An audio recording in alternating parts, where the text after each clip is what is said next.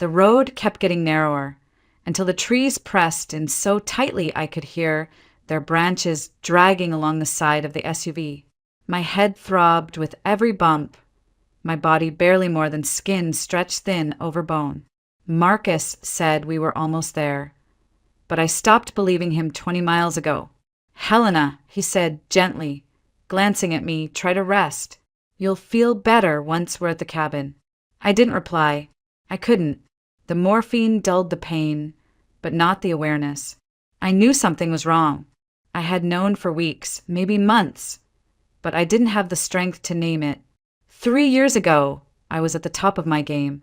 Founder and CEO of a growing translation agency. Fluent in 5 languages. Running workshops in Vienna, Tokyo, Montreal. Then came the diagnosis, stage 4 Hodgkin's lymphoma. Marcus held my hand through the first rounds of chemo. He rubbed my back when I vomited up blood. He told me, "You're the strongest person I know," and I believed him. But something shifted. At first it was subtle. The tired smiles, the distant eyes, then the gym memberships, the long hours, the perfume on his shirts that wasn't mine. I told myself he was coping in his own way. I was too busy fighting for my life to fight for my marriage too. When he suggested we leave the city and try an alternative treatment in the wilderness, some reclusive healer in Montana, I said yes, because I was desperate, because hope, no matter how thin, still flickered inside me. Because when someone you love offers a miracle, you want to believe it's for you, not for their convenience. The tires crunched to a stop in a clearing surrounded by towering pine and larch. A one-room log cabin sat hunched in the middle, its roof sagging, windows shuttered. I stared at it from the passenger seat, my heart sinking. This is it. I asked, my voice no louder than a whisper. Marcus nodded, already out of the car and unloading a duffel bag. It's rustic, I know, but it's isolated, peaceful. The air is clean, and the healer, he'll find us. That's how he works.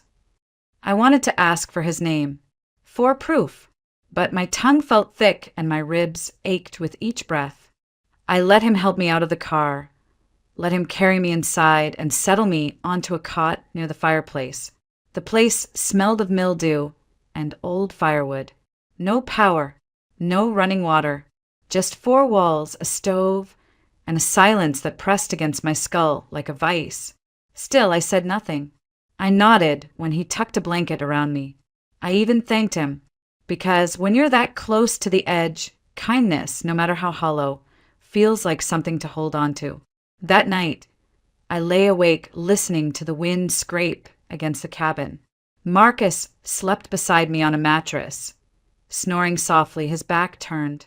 I stared at the wooden beams above me and tried to imagine the healer. What would he look like? Would he chant? Use herbs? Was it even a man? Or was there no one coming at all? I don't remember falling asleep, but I remember waking up. The cold hit me first, sharp and sudden. The cabin door was slightly ajar. A draft crept in like fingers. I tried to call Marcus, but my voice cracked. No answer. I reached for the water bottle beside the cot, empty. Panic bloomed in my chest. I forced myself to sit up, every movement agony. The duffel bag he'd unpacked was gone. So were his shoes, his jacket, my medication. I dragged myself to the window, each step like walking through broken glass. Outside, only tire tracks in the mud.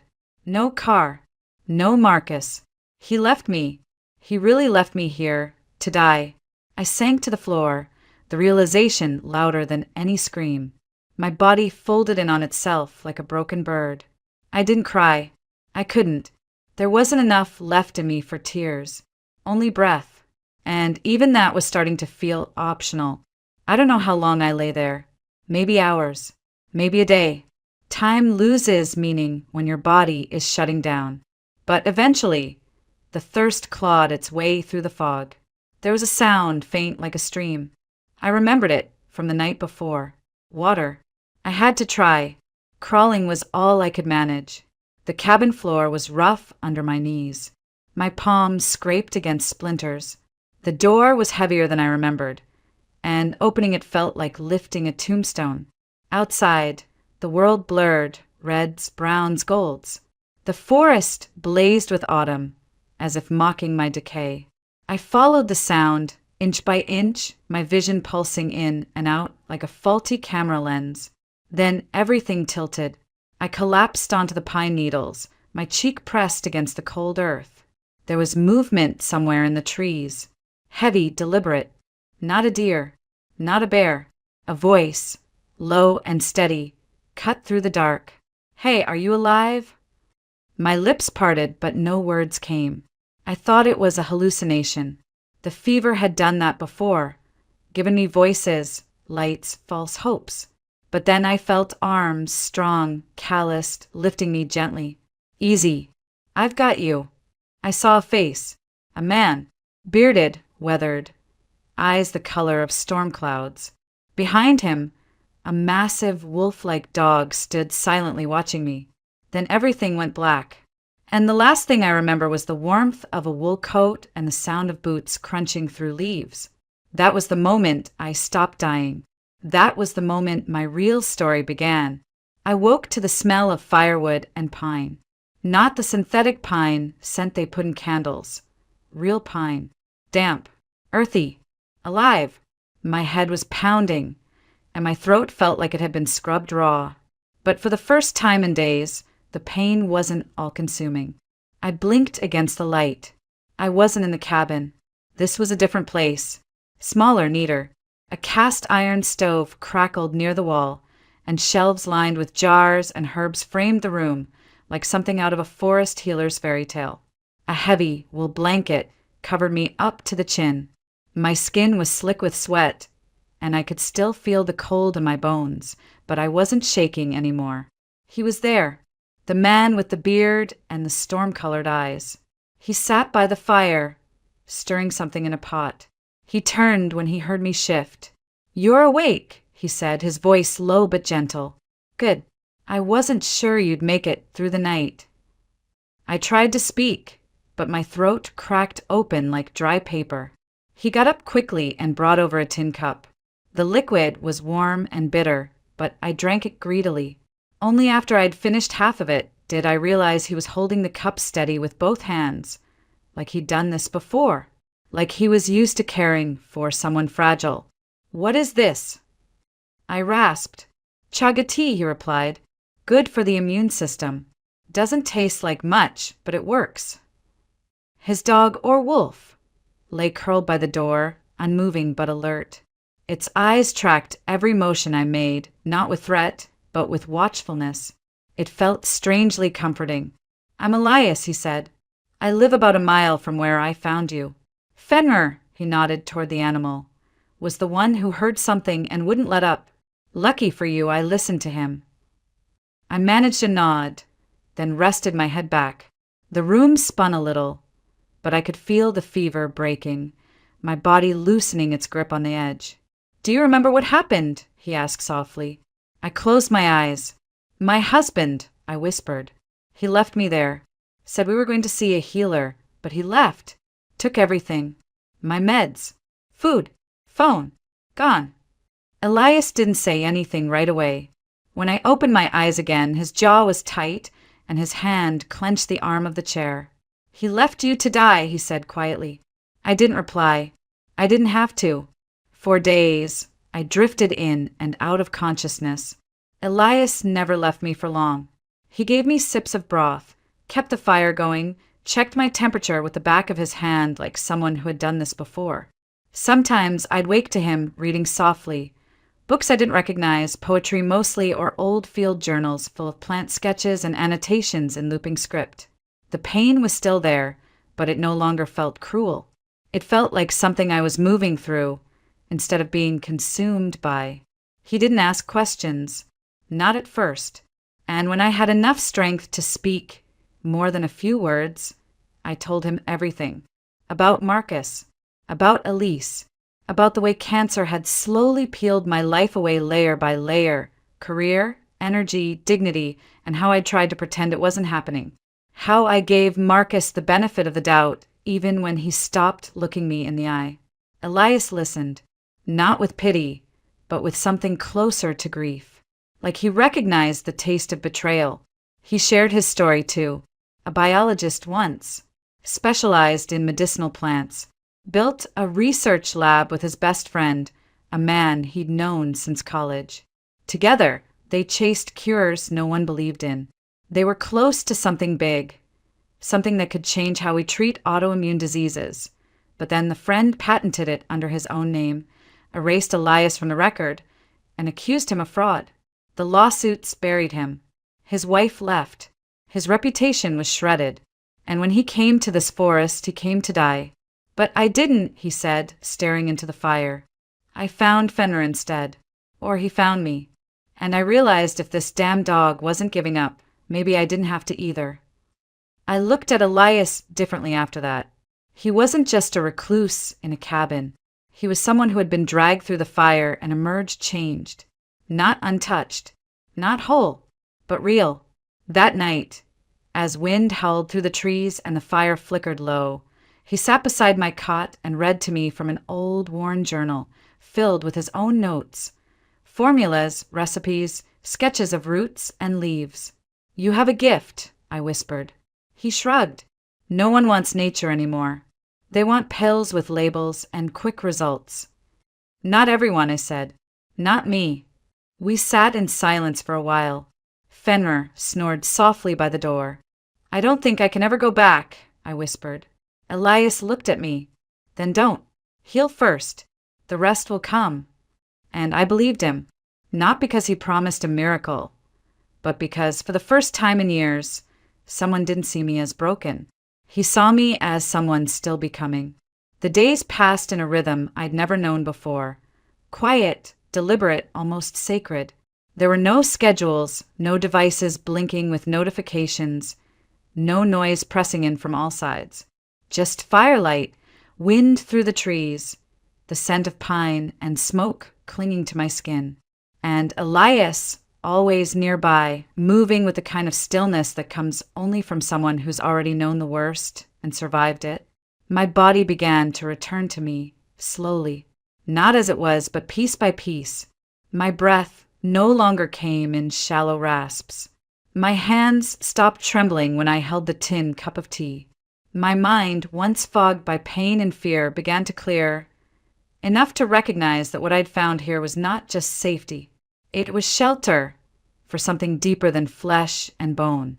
One afternoon, while Fenrir dozed under the table and sunlight spilled across the worn floorboards, I sat propped on a pile of blankets and listened as Elias talked about lichens. "They're not one organism, you know," he said, stirring the herbs he'd been drying. "They're actually two, fungus and algae, living together. They rely on each other. One gives structure, the other makes food." I smiled faintly. A codependent mess. Sounds familiar. He chuckled. "Maybe. But also, they thrive in places nothing else survives. Cling to rocks, trees, old ruins. They're tougher than they look." I turned my face toward the window. Outside, the wind picked up a few golden leaves and danced them past the glass. "I used to think strength meant pushing through," I murmured. "Pretending you're fine. Smiling at clients while your hands shake. Laughing at jokes while your body fails." "And now," he asked, "now I think it's choosing to stay soft, even when life gives you every reason to harden." He didn't respond right away, just watched me with that quiet, steady gaze that never felt invasive, just present. That evening, as I managed to walk a few steps toward the porch with his help, we paused to rest on the threshold. The sky was washed in pink and silver, and the forest stretched out before us like a secret waiting to be kept. "You ever think about going back?" I asked, staring at the horizon. "To what?" "To the world, the people, the work." Elias's jaw tightened. He rubbed his hands together, rough palms against rougher knuckles. "I did once," he said, "but when everything was taken from me, I realized the only thing I ever truly owned was silence. This place, it doesn't lie to you." I nodded. But people still need what you know. Your research. Your mind.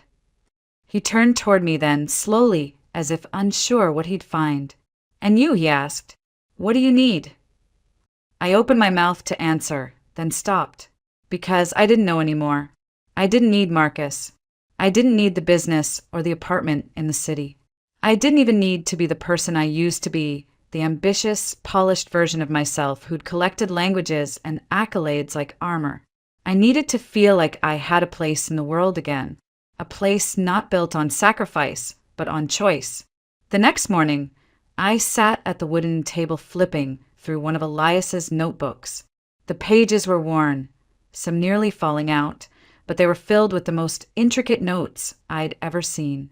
Latin names scrawled in perfect handwriting, diagrams of roots, cell structures, chemical breakdowns of infusions. These should be published, I said, running my finger along a line he'd written in ink that had bled slightly in the damp. Regeneration observed in sustained use of fireweed extract. Neural response improved. He didn't answer, just kept feeding wood into the stove. I'm serious, Elias. This is more than field work. This could save lives. He looked over his shoulder, eyes unreadable. No journal's going to publish something from a disgraced researcher living in the woods. Then we don't go to journals, I said simply. We write our own. Self-publish. Build something real. His expression shifted, just barely. I saw something flicker behind the walls. Fear, hope, both at once. You'd help me do that, he asked, voice low. I nodded. You saved my life. I want to help you give something back to the world. He didn't speak again, but I watched his shoulders drop just a little, as if the idea wasn't so impossible after all. As the leaves turned from gold to ash and the nights grew colder, I grew stronger. One morning, I stepped outside on my own, no arm to hold. Fenrir padded beside me like a silent guardian, his nose pressed into the wind. We followed the path Elias had carved between the trees, down toward the small creek that wound like a silver ribbon through the moss. I sat on a fallen log and let the sun hit my face. I was still sick, still fighting, but I was no longer afraid of the silence. That day, I told Elias I wanted to go back. Not to Marcus, not to my old life, to the truth, to face what was taken from me, I said, wrapping the blanket tighter around my shoulders, and to take it back. He didn't try to stop me, didn't ask when I'd leave. He just stood beside me in the falling light and nodded once. And though he said nothing, I could feel the weight of it in the way his hand brushed mine as we walked back, like a promise that neither of us wanted to speak aloud just yet. I didn't cry when I left the cabin. I thought I might, but the truth is, I felt ready. The kind of ready that comes after being emptied out, scraped raw, and slowly filled with something new. I left just after dawn, wrapped in Elias's old flannel, Fenrir following me down the narrow path to the trailhead. The hunter from the nearby village, Bill, a friend of Elias's, had agreed to give me a ride as far as Missoula, where I could catch a bus back to Minneapolis. Elias stood by the porch, his arms crossed, jaw tight. We hadn't said much that morning. We didn't need to. I'll find you, I said as I climbed into the truck. As soon as it's done. He nodded. I know. And then he said something I didn't expect. Don't be gentle. It took me a second to understand. He meant with Marcus. Missoula blurred into highways, and highways blurred into cities. The world felt louder than I remembered, everything too bright, too sharp. I hadn't seen myself in a mirror in nearly 3 months, and when I caught a glimpse in the reflection of the bus window, I barely recognized the woman looking back. Paler, thinner, but not hollow. I carried the wilderness with me now. Back in the city, I didn't go home. I couldn't. I had no keys, no phone, no money. Marcus had cut me off from everything the day he drove me into the woods. So instead, I went to the one place I hoped hadn't changed. Anna, my oldest friend, roommate from college, the only person who had ever seen me break down and not flinch. When she opened the door to her apartment and saw me standing there, gaunt, sunburned, wrapped in wool and flannel, she froze. Her mouth opened. No sound came. "Helena," she whispered. "Oh my God." We all thought I collapsed into her arms. Later, with warm soup in my hands and tears on both our faces, I told her everything. And when I showed her the forged death certificate I'd retrieved from the hospital records, procured by a lawyer Elias had quietly helped me contact, she went pale. "Marcus is going to burn for this," she said. And I believed her. We hired a team of legal experts. Quiet but ruthless. I wanted everything done by the book. I wanted no drama. Just truth. And justice. The case we built was damning. Marcus had forged a death certificate, withdrawn every cent from our joint accounts, sold off our lake house, held a memorial service, complete with heartfelt eulogies and crocodile tears, and then moved Elise into our home a week later. There were photos, videos, posts on social media that Elise, in all her arrogance, never thought to hide. One of them showed her wearing my old robe, holding a mug I'd bought on a trip to Prague. The same trip Marcus had claimed was too expensive back then. He told people I passed away peacefully in hospice care, that I'd given him my blessing to move on, that I was ready to let go of this life. But the only one ready to let go was him. When the subpoena arrived, Marcus showed up to court in a crisp navy suit, feigning shock and confusion. He called the whole thing a tragic misunderstanding. Claimed someone else must have filed the papers. Said he thought I was already gone when he left the cabin. He played the victim with such precision. I almost admired it, until I remembered the way he'd looked at me that morning in the forest. Not like a grieving husband, but like a man already unburdened. I testified calmly. I told the truth, every broken detail. And when I looked into his eyes, I didn't see guilt. I saw annoyance, fury, a man watching control slip through his fingers. The verdict came down quickly. 8 years for fraud, attempted murder, and financial exploitation. Elise got a suspended sentence in exchange for her cooperation. She never looked at me once in the courtroom, only at Marcus and only with disgust. When the bailiff began to lead him away, Marcus turned his head and hissed, "You should have died out there." I didn't flinch. Instead, I stood, straightened my shoulders, and said quietly so only he could hear, "I did. And now you get to live with what came back." That night, Anna and I sat on her tiny balcony under a string of dim fairy lights. She poured wine. I sipped ginger tea. "You did it," she said. I shook my head. "No, I survived it. That's different." The wind carried the scent of rain and city and something metallic I couldn't name. I missed the forest, the quiet, the weight of Fenrir's head on my knee, the scratch of Elias's pen in his notebooks, the soft rise and fall of breath in a cabin filled with wood smoke and healing. And that's when I knew I wasn't done yet. It took me less than 3 days to finalize everything. The moment the settlement cleared and my name was legally restored to all the assets Marcus had tried to erase me from, I bought a small cabin on the edge of a conservation area just outside Bozeman, not in the heart of the city, not in some sanitized suburban cul-de-sac, but in a place where the trees still outnumbered the people, and the stars didn't have to compete with neon lights. I didn't decorate much. Just whitewashed walls, warm wood floors, and one large watercolor painting I'd commissioned from a local artist. A memory painted from the photograph I held in my mind. A frozen creek, the corner of a log cabin, and the silhouette of a man kneeling beside a wolf, firelight pouring from behind them. I hung it in the living room across from the window, where the sunrise could touch it first. The cabin wasn't just for me. It was for something more. A space to begin again. A space for him, if he wanted it. And so I returned. 5 months had passed since I'd stumbled out of those woods with barely enough strength to speak. 5 months of trials, of testimony, of bureaucracy, and papers and phone calls that never stopped ringing. 5 months of laying the dead parts of my life to rest. But through it all, I had never stopped hearing his voice. His quiet, steady voice reading by candlelight. his calloused hands checking my pulse, his footsteps pacing outside the cabin while I slept through fever and fire.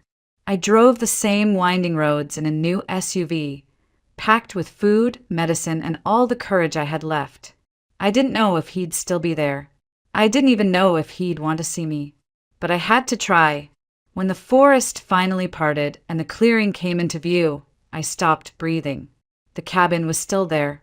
Smoke drifted gently from the chimney. The woodpile had been neatly res-tacked. And on the porch, a flash of gray fur and a low, rising howl. "Fenrir!" I whispered, tears blurring my vision as the giant beast bounded across the clearing toward me like a bullet of joy and muscle. He reached me before I could close the car door and nearly knocked me off my feet, whining and pressing his weight against my legs, licking the salt from my cheeks.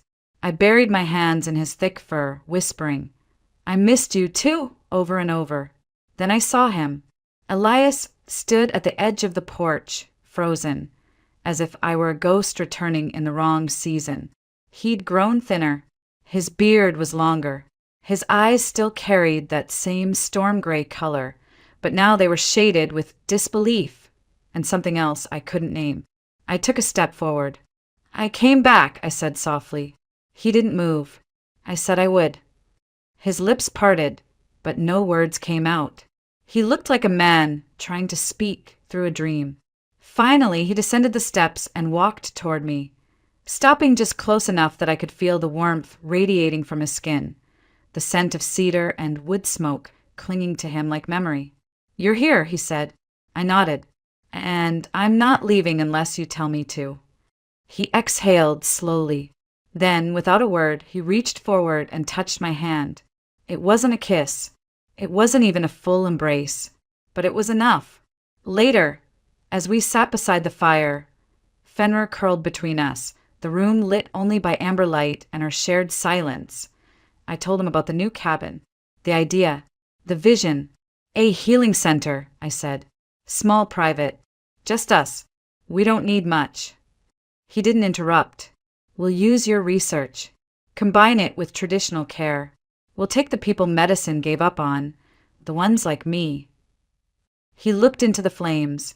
"You really think people would trust someone like me again?" I turned to face him fully. "I don't think they'll have a choice once they see what you've done for me." His lips lifted, just barely, a crack in the ice. "I kept the journals," he said quietly, and I started adding more. Notes, recipes, observations. I smiled. "Then we start with that." Outside, the trees whispered as wind moved through them in long, low breaths. The forest had welcomed me back, not as a stranger this time, but as someone who belonged. That night, as I lay beneath a quilt older than memory, my head against Elias's shoulder, I let myself imagine what spring would look like here. The melt, the bloom, the sound of laughter between walls that once held only survival. I had been buried and I had grown back. Not the same, but better. The first patient arrived in late May. Her name was Clara, 42, diagnosed with late-stage lupus and dismissed by every specialist she'd seen in the city. Her eyes held that same haunted glaze I remembered in the mirror once, the silent question of, how much longer do I have to pretend I'm not afraid? We didn't pretend here. Clara stayed in the back guest house. Elias designed a regimen tailored to her needs. Herbs, warmth, stillness, quiet. I cooked her soups from recipes my grandmother had left scribbled in the margins of cookbooks. We didn't promise miracles. Just presence. Just care. By the third week, Clara had stopped checking the mirror for signs of dying. She started writing poetry again. We called our place the Thicket. It wasn't an official clinic. No signs out front. No ads. Just word of mouth and quiet referrals from hospice nurses who understood that sometimes healing isn't about beating the disease. It's about remembering you're still human while it tries to beat you. People came in silence. They stayed. They wept. And then they left, lighter, sometimes stronger, always changed. Elias rarely spoke to them directly at first. He watched from the garden, always near. But they began to seek him out, asking questions about roots and fungi and dreams. He started teaching again, just one-on-one. But I saw it, the light returning to him. I watched it return to me, too. Sometimes in the early mornings, I'd walk the perimeter of the woods alone, Fenrir pacing quietly behind me. The forest had its own way of speaking, the pine cones cracking underfoot, the birds that waited to sing until the first patch of sun kissed the earth. The ghosts that once haunted me here had faded into something gentler. I had forgiven Marcus, not because he deserved it, but because I no longer wanted to carry the weight of him inside my bones. One crisp morning in October, Elias and I stood beneath the cottonwoods, watching the leaves fall like slow, golden rain. My fingers brushed his, and he laced them through mine. "We never asked for this life," I said quietly. "No," he agreed, "but we chose it. That's the difference, isn't it? Life doesn't always give you what you want, but it always offers you something. A second breath, a quiet hour, a stranger who stays, or a place in the wilderness that somehow feels like home." People often ask me now why I didn't stay in the city, why I didn't take the settlement money and run, start fresh somewhere warm and anonymous. And I tell them this, because healing doesn't happen where it's safe. It happens where it's real. And I needed real. I needed the soil under my fingernails, the sound of wolves howling in the distance, the knowledge that somewhere out there I had survived something meant to kill me. Now, every evening, we light a single lantern in the front window of the thicket, not for advertising, not for decoration, but for anyone who might be walking the edge of their own darkness. It says, there's still light here. There's still hope. And sometimes when I pass the mirror, I catch a glimpse of the woman I used to be, but only for a second, because that version of me died in the forest. The one who stands here now, she's something else entirely.